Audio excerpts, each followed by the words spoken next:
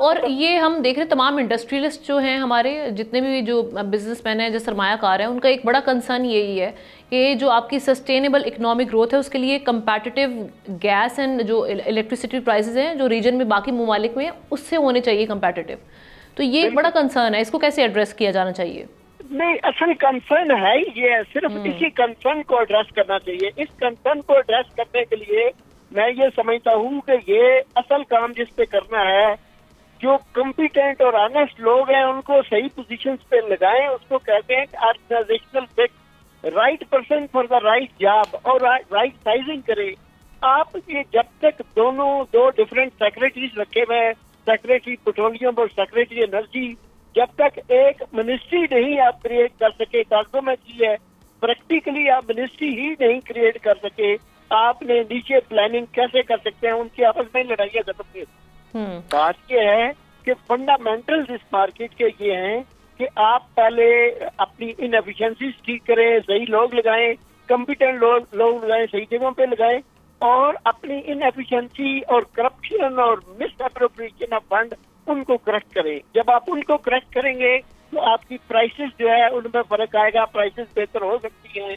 जो prices input cast, वो तो in any case international price के साथ कुछ एनर्जी की प्राइसेस लिंक है, उनको तो मजबूरी है, लेकिन उसके बाद इंटरनेशनल प्राइसेस के बाद जो एडमिनिस्ट्रेटिव O&M या उसको जो आप कह सकते हैं कि जो ऑपरेटिंग कास्ट है, वो कास्ट इतनी ज्यादा बिल्ट इन की जा रही है। सर, इस साल ये जो हमने देखा है 2024 में सबसे बड़ा इशू उठा था IPPs का।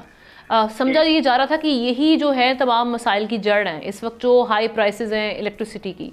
आप समझते हैं कि अगर हम इस मसले को ही एड्रेस कर लें तो काफ़ी हद तक आपके जो इश्यूज हैं एनर्जी वाले, उस क्राइसिस से निपटा जा सकता है? देखिए, IPPs का भी मसला जो था वो भी क्रिएट किसने किया? वो हमारे भाइयों ने ही क्रिएट किया, जो मैनेजर्स हैं इंडस्ट्री के, एनर्जी के फंक्शंस के जो मैनेजर हैं, स्टार्टिंग फ्रॉम मिनिस्टर्स। देखिए, इन्होंने ही तो वो क्रिएट किया है। बजाय इसके अपनी जिम्मेदारी लेने के वो दूसरे पे डाल देते हैं कि नहीं जी ये इशू नहीं है, वो IPPs का इशू है। वो भी है, वो एक इशू था, वो है, अभी भी एड्रेस नहीं हुआ प्रॉपर तरीके से। लेकिन जो काम इनके अपने करने वाले हैं वो तो ये कर लेना पहले।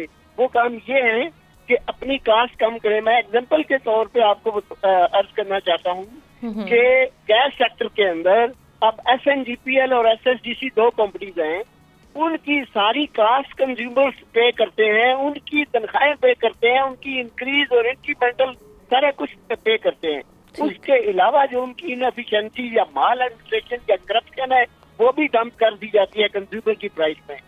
एग्जांपल उसकी ये है कि 2-2.5 साल पहले SNGPL ने एक डिस्प्यूट खड़ा कर दिया उसके साथ, किसी एक पावर IPPs के साथ। वो डिस्प्यूट लंदन लेके चले गए डिस्प्यूट रेजोल्यूशन में, हालांकि दोनों लोकल कंपनीज की लंदन जाने नहीं चाहिए था।